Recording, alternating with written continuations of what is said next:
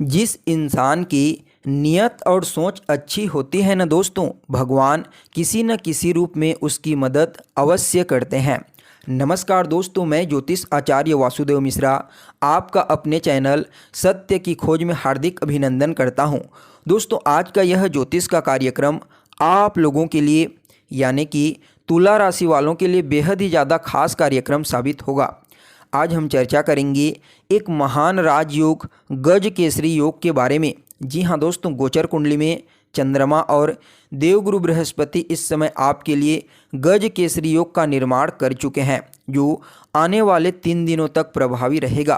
तो ऐसे में दोस्तों जानने का प्रयास करेंगे यह राजयोग आपके जीवन में क्या परिवर्तन कर सकता है, कौन कौन सी बड़ी खुशखबरी आपको इन 3 दिनों में मिलेगी। इस राजयोग का संपूर्ण लाभ प्राप्त करने के लिए आपको क्या उपाय करना चाहिए, हर एक जानकारी विस्तार के साथ आपको बताएंगे, इसलिए वीडियो को बिना मिस किए अंत तक देखिए।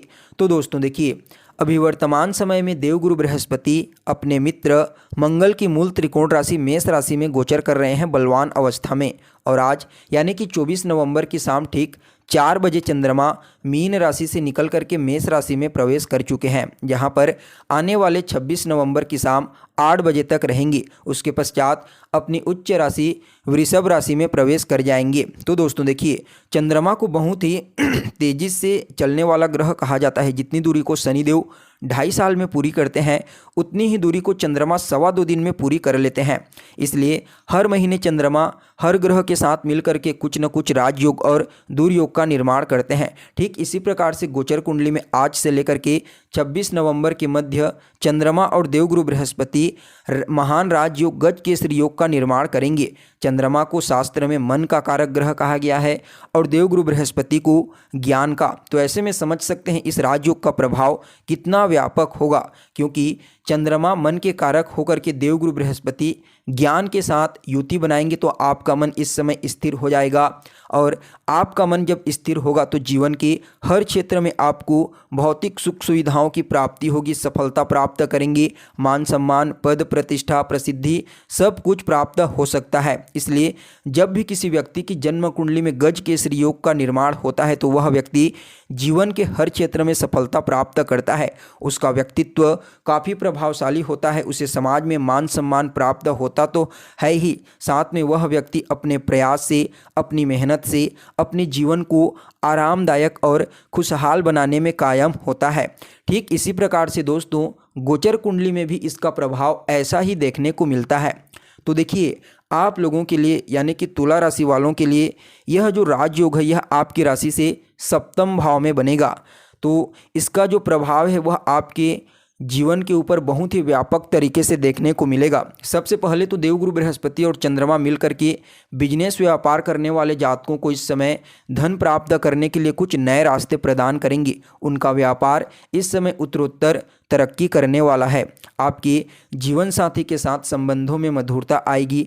आपके वैवाहिक जीवन में इस समय मधुरता आएगी। अगर पुराने समय से कोई खटपट चल रही थी, वैचारिक मतभेद चल रही थी, तो उससे छुटकारा देखने को मिलेगा। साथ ही साथ यहाँ पर जब 7th हाउस पर यह राजयोग बनेगा, तो अगर आप किसी भी प्रकार का कोई नया व्यापार शुरू करने के बारे में सोच रहे हैं, खास करके पार्टनरशिप में कोई बिजनेस व्यापार शुरू करने के बारे में सोच रहे हैं, तो यह राजयोग आपके लिए अत्यंत ही श्रेष्ठ और लाभदायक साबित होगा।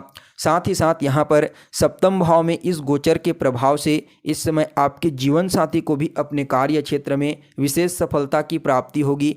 आपका व्यक्तित्व भी प्रभावशाली रहेगा, आपके जीवन साथी का व्यक्तित्व भी प्रभावशाली रहेगा। इस समय समाज में मान सम्मान पद प्रतिष्ठा और प्रसिद्धि न सिर्फ आपको प्राप्त होने वाली है, बल्कि आपके जीवन साथी को भी प्राप्त होगी। इस समय जितना बेहतर आपके व्यक्तित्व में गुरु और चंद्रमा का प्रभाव होगा, उससे कई गुना ज़्यादा बेहतर आपके जीवन साथी के व्यक्तित्व में देखने को मिलेगा। यानी कि यह जो गज केसरी योग का प्रभाव है आपके वैवाहिक जीवन के लिए, आपके पार्टनर के लिए अत्यंत ही श्रेष्ठ कहा जा सकता है। आपके साथ साथ यहाँ पर आपके व्यक्तित्व को इस समय देवगुरु बृहस्पति काफ़ी मजबूत और चमत्कृत करेंगे, यानी कि समाज में मान सम्मान प्रसिद्धि तो आपको प्राप्त होगी ही होगी। साथ में दोस्तों आपकी कोई मनोकामना है, कोई ऐसी इच्छा जो लंबे समय से पूरी नहीं हो पा रही थी, तो इस राजयोग के प्रभाव से वह इच्छा पूरी हो जाएगी। क्योंकि यहाँ पर देवगुरु बृहस्पति सप्तम भाव में गोचर करते हुए राजयोग का निर्माण करके आपके लाभ भाव को 11th हाउस को दृष्टिगोचर करेंगे। तो ऐसे में हर चीज़ में इस समय आपके लिए लाभ के रास्ते खोल देंगे। आपकी कोई डिजायर्स है, कोई मनोकामना जो लंबे समय से पूरी नहीं हो पा रही थी, तो उस मनोकामना के पूरी होने की संभावना इस राजयोग के प्रभाव के दौरान अवश्य देखने को मिलेगी। साथ ही साथ यहाँ पर आपके बड़े भाई बहनों को भी कार्य क्षेत्र में विशेष सफलता की प्राप्ति होने का प्रबल योग बना हुआ है। इसके अलावा जो लोग विदेश जाना चाहते हैं, फॉरेन जाना चाहते हैं, वो उनकी भी सपना इस समय साकार हो सकता है। साथ ही दोस्तों देखिए, देवगुरु बृहस्पति जब आपके व्यक्तित्व को दृष्टिगोचर करेंगे, आपके लग्न भाव को, तो यहाँ पर आपके इस व्यक्तित्व को तो बेहतर बनाएंगे ही बनाएंगे, साथ में आपकी सेहत को बेहतर बना देंगे। आपका इम्यून सिस्टम यानी कि रोग प्रतिरोधक क्षमता इस राजयोग के प्रभाव से काफ़ी मजबूत देखी जा सकती है। इस समय आपके जीवन में आने वाली तमाम प्रकार की समस्याओं को आप दूर करते हुए आगे बढ़ेंगे। चंद्रमा जो होते हैं वह आप लोगों के लिए आपके कर्म क्षेत्र के अधिपति बनते हैं। तो ऐसे में कर्म क्षेत्र के अधिपति होकर के आपके दशम से दशम भाव में देवगुरु बृहस्पति के साथ इस राजयोग का निर्माण करेंगे।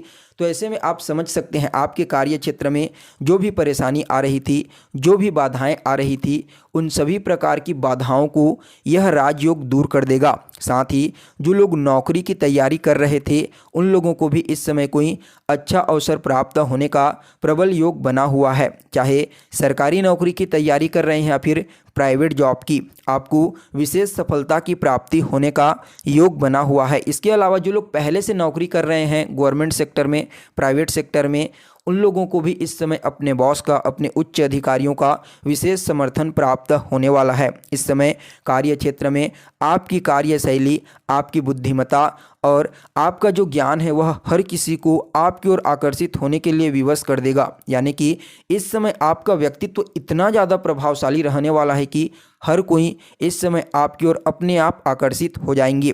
इसके अलावा दोस्तों यहाँ पर देवगुरु बृहस्पति की जो नवम दृष्टि है वह आपके तीसरे स्थान पर पड़ेगी, आपकी राशि से तीसरे स्थान पर।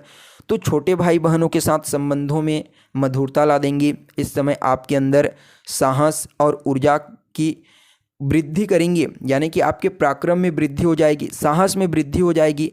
आप अपने कम्युनिकेशन स्किल से इस समय हर किसी को प्रभावित कर लेंगे और कहीं ना कहीं इस समय आप हार्ड वर्क करेंगे, जिसकी वजह से आपका भाग्य जागृत हो जाएगा। और जब आपका भाग्य जागृत हो जाएगा तो आपको अपने जीवन के हर क्षेत्र में देवगुरु बृहस्पति और चंद्रमा विशेष सफलता प्रदान करने के लिए विवश हो जाएंगे। ओवरऑल देखा जाए तो यह समय राजयोग का आपके लिए अत्यंत ही श्रेष्ठ और लाभदायक कहा जा सकता है। फिर भी इस समय को और ज़्यादा बेहतर और श्रेष्ठ बनाने के लिए रोजाना अपने माथे पर केसर का तिलक लगाइए। रोजाना ओम ब्रीम बृहस्पतये नमः इस मंत्र का जाप कीजिए।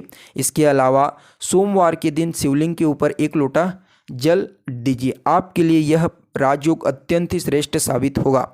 तो दोस्तों कैसी लगी आपको जानकारी कमेंट करके बताइए। फिर मिलते हैं एक नए और ताज़ा एपिसोड में, तब तक के लिए नमस्कार।